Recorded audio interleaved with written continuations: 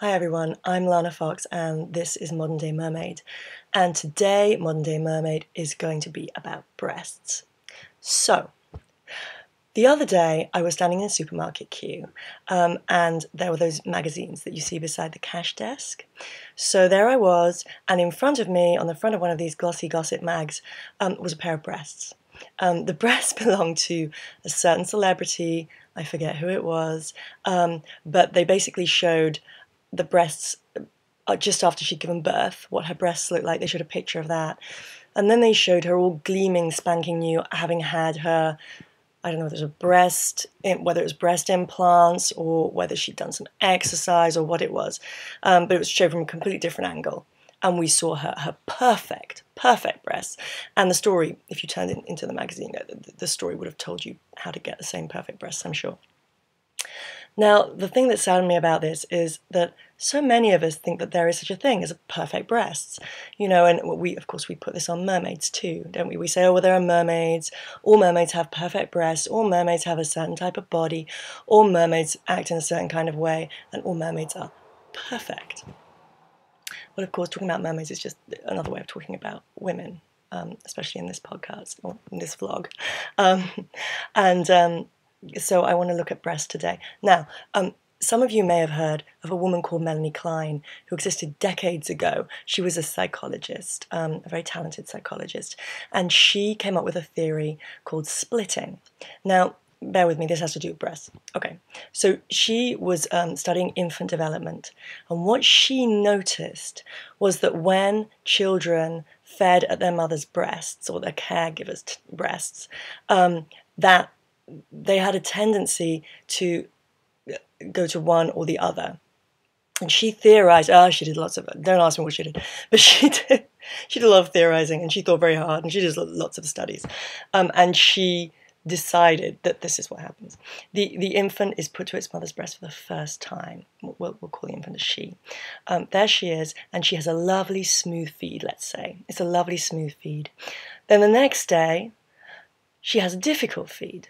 Now maybe the next evening she has an easier feed, and then the next morning she has a difficult feed. And what Melanie Klein said was that instead of seeing this mother or this caregiver who sometimes gives difficult feeds or sometimes gives easy feeds, of course this is the way the infant perceives it, right, that the mother is giving a difficult feed.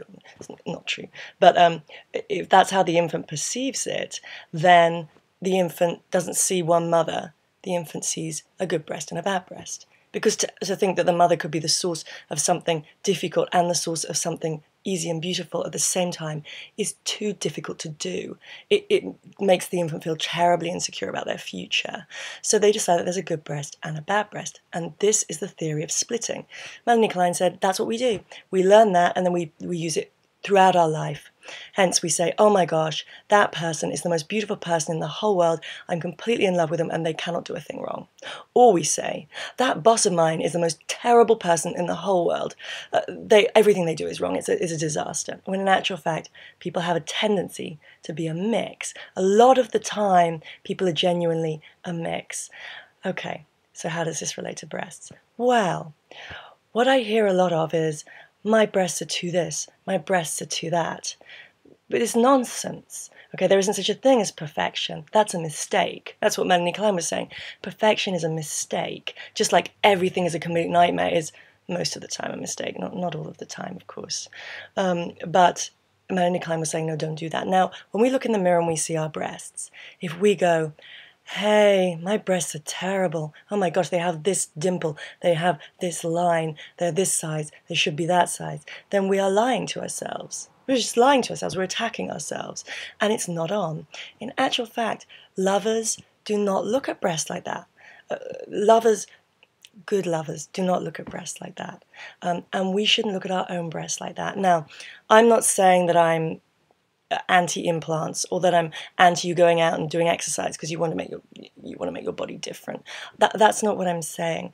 What I'm saying is that we have to learn to love our breasts right now. Okay, so you may be waking up tomorrow morning to have implant surgery or to have breast reduction surgery. Okay, that doesn't matter. That doesn't matter to me. What I'm saying is that we need to learn to love our breasts, to look in the mirror and see our breasts and love them. And we need to make sure that we do that. And one of the things I'm going to suggest is this. The next time you're in front of the mirror, take off your top. If you have breasts, take off your top, look in the mirror and say, I love you to your breasts. Okay, now, those of you who've heard of Louise Hay will know Louise Hay is very insistent that we need to look in the mirror and tell ourselves that we love ourselves. That's how we develop self-love. And if you don't love yourself, of course, it's very hard to love the world. It's a very difficult world, and loving becomes difficult. So Louise Hay says, you look in the mirror, you say, I love you. Now, this is what I would like you to do about your breasts. If you have any insecurities at all about your breasts, remind yourself that there is not such a thing as a perfect breast. That doesn't exist. There is only uniqueness and variety. And this is what people want. People want uniqueness. They want real people. That is who we want in this society, and that is who we want to love. So look at your real breasts in the mirror, your real breasts, and say, okay, I love you. Even if it doesn't feel right, even if you don't feel like you do love your breasts, tell them, and tell them over and over again as often as you can. I think that's really important. Now, last thing. There is a podcast by Susie Bright called In Bed with Susie Bright, and I listen to it. I love this podcast. And I remember Susie Bright once talking about porn, and she was talking about porn from, sort of decades ago. And she was saying, when porn was in magazines, that's where it was. It was not in it was in magazines. One of the reasons why you would have lots and lots of pictures of women, naked women, lots and lots of them were naked people, was because people don't want to look at one person. People want to look at individuals. Okay, so yes, we've painted this up and we've decided that everybody needs to have implants, or everybody needs to have certain breasts. What Susie Bright was arguing was, actually, we like variety. We like people to be themselves. So, it really is true. It really is true that if you love your breasts, other people will love your breasts. It's true. And that celebrity had beautiful breasts straight after she'd given childbirth. I looked at them. I saw them in a picture on the front of a magazine, and I did not think they were in the slightest bit ugly. I thought they were beautiful.